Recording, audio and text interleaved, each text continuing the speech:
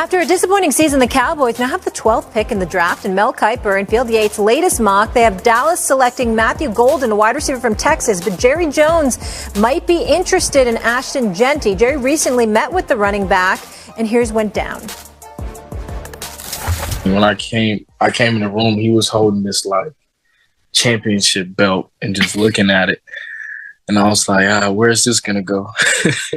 What kind of belt was it? From what? It was from a boxing championship that they had at the stadium some years ago. Okay, weird. Yeah. Why is he holding that? I don't know. Maybe he thinks I could be a champ or something. So hold up. So let me get this straight. You know where this is going. An elite college football player, Heisman Trophy candidate from the running back's position, runs into the owner of the Dallas Cowboys, Mr. Jerry Jones, my buddy. And the football owner is with the football player who happens to be a running back, and you had Rico Dowdle that you couldn't keep. He leaves for a 1-year, $6 million offer. You got Javonte Williams from Denver that you got him in Dallas for half the price. And your pitch, your encouragement is to show this man a championship belt. Is that what he said? He said boxing. What he said. Did he say boxing? He said boxing. That's what he said. He said that's what he said. Yeah, that's what he said. No. That's what he said. Boxing. Maybe be belt. Lombardi. I mean, So I guess on the football field, on the football field, he could go right, left hook or right course. That's what he's going to do now. That's what's going to win you football games. Yeah, well, to me, it sounds like a little bit of a metaphor, and I don't think Ashton Jeanty. No, hold on. I don't think Ashton Jeanty is going to be there for Dallas anyways. He's top 10. He's going to the Vegas Raiders, in my opinion. But yeah, this is an interesting tactic to have a guy come in, into your office and you got a belt around your shoulder. So. And you would think you would want to talk about championships since you haven't seen one since 1995. There it is. I was waiting for that this whole time. Stephen A. Just saying. Championship of the headlines. Come on. You got to admit they got that belt. Yes, true. That's true. Yeah. They're very talking popular. about them. They sell popularity. Yeah. They do. No doubt. They do. Absolutely. He said, draft the guy they can't tackle. Mina, what do you think about Jeanty? Where do you think he should go? Best running back in this draft, one of the best running backs I've seen since Saquon Barkley. Unbelievable football player. I want to correct myself, too. I said there were two transcendent players. Ashton Jeanty is also a transcendent player. That would be he three. just plays a less valued position. Right. And along those lines, EJ, you mentioned the Raiders. I do think that's quite likely. I think it's a challenging decision for them, though, given questions they have, offensive line, receiver. Chicago is a destination I really like. They put a lot of money into improving their offensive line, the interior, this offseason. I think Ashton Jeanty is a kind of back where if you add him to a decent offensive line, your run game just takes off. And I think he is that special of a player to merit a top 10 pick, and they are the type of team that is well situated for him. Before I go to EJ, both y'all, would he be a top 10 pick if it were not for the greatness that Saquon Barkley put on display this past season? I'm just asking. I'm just only talking about how the running back position has been devalued. I sense that there is a shift taking place with this, an elevated appreciation for. And he mentioned Saquon he put out a statement that was like, hey, look what Saquon did for y'all. EJ, my thoughts on this are what Saquon showed is kind of like what I said. If you have a good offensive line, paradoxically, a running back's actually more valuable because you can have the best run game on earth. If you got a bad offensive line, though, it could be worse. Like we saw Saquon with the Giants. Because you ain't going to use him because you can't run. That's how I look at Jeanty. I look at the numbers for the Raiders last year running the ball. So Madison had 420 yards and 4 touchdowns. And then Abdullah had 311 yards and 2 touchdowns. So, meaning if they don't take Ashton Jeanty and he's available at that pick, I think that's ridiculous. And actually, when I think about Pete Carroll and the teams that I played against in Seattle when he was coaching there, we think about beast mode. And if this kid reminds Pete of anything of what Beast Mode could or was when he was playing, I think this is a surefire take. And I agree with you. I think he's a transcendent player. I'll go back to what Stephen A. asked, though. I do feel like the running backs, not even just Saquon, you look at Derrick Henry, you look at Josh Jacobs, the success that these guys had at a high clip throughout the season, I do think brings more value to the running back list. Because you could look at the 15th running back in this draft, and truly you still get some value out of that guy. But the top 2, top 3 guys, I think Amari Hampton also is a first-round pick. I can see him aligning with Dallas. So, yeah, I do think the backs in the NFL currently having a great year helps these younger dudes.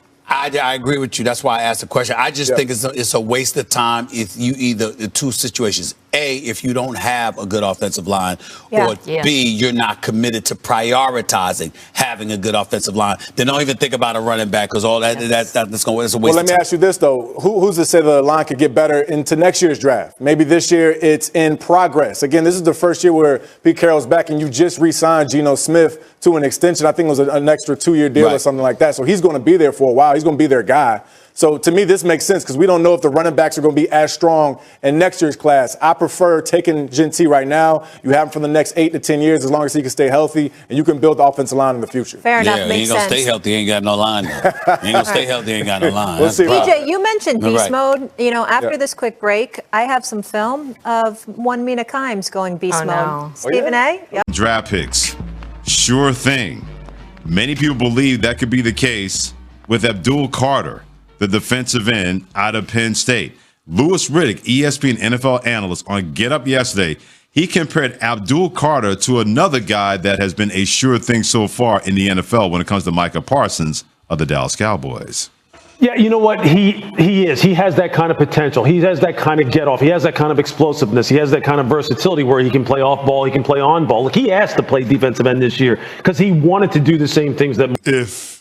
If they get Abdul Carter, okay, I mean, you're talking about a really, really special talent. I see all of the things that Lou Riddick sees when he cuts on the tape. The get off is unbelievable. You got to remember, downright dominant. Now, he's got to work on his hand usage. Okay. He's got to work on being able to stack and shed. But in terms of the raw materials that you would expect from a pass rusher, the bend, the get off, the explosiveness, the closing speed, the finish, the nasty when you get to the quarterback. He has all of that. I mean, this is a guy that in the right hands, in short order, will be a perennial Pro Bowl edge rusher in our league. You used a great term, in the right hands. That brings me to why it may not be a sure thing for him with the Cleveland Browns. Not saying that the Browns should not take him. I just worry about certain organizations that ruin people. And Abdul Carter, he would be the perfect booking. Can you imagine when that guy, when that guy is right, you got an Abdul Carter on one side, you got a Myles Garrett on the other side.